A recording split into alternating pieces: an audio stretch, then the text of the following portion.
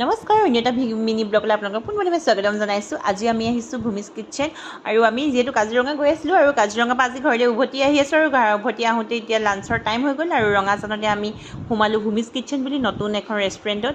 আৰু আহি পাই ধুনমানুৱে কৈছে ধুনমানুৱে বোলে ইয়াৰ আমেৰিকান কৰ্ণটো টেষ্ট কৰিব আৰু আমেৰিকান কৰ্ণ এয়া অৰ্ডাৰ কৰি বহি আছে। এয়া আহি গ'ল আমাৰ আমেৰিকান কৰ্ণ ধুনমানুৰ। এতিয়া ধুনমানুৰ বোলে আমেৰিকান কৰ্ণটো ইয়াৰ খুব টেষ্ট কৰিব মন গৈ আছে। নেক্সট কি ফ্ৰেঞ্চ ফ্ৰাইছৰ টেষ্ট ল'লে।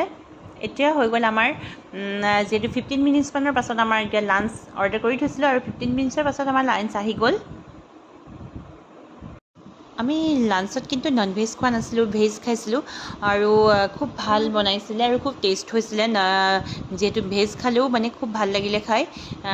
আইটেমবোৰ খুব ধুনীয়া আছিলে আৰু খুব ধুনীয়াকৈ বনাইছিলে আৰু ধুনীয়াকৈ তৃপ্তিৰে আমি ভেজ খাই মেলি ওলাই আহিলোঁ। আজিলৈ আহোঁ দেই, নেক্সট মিনি ব্লগত আকৌ লগ পাম আপোনালোকক।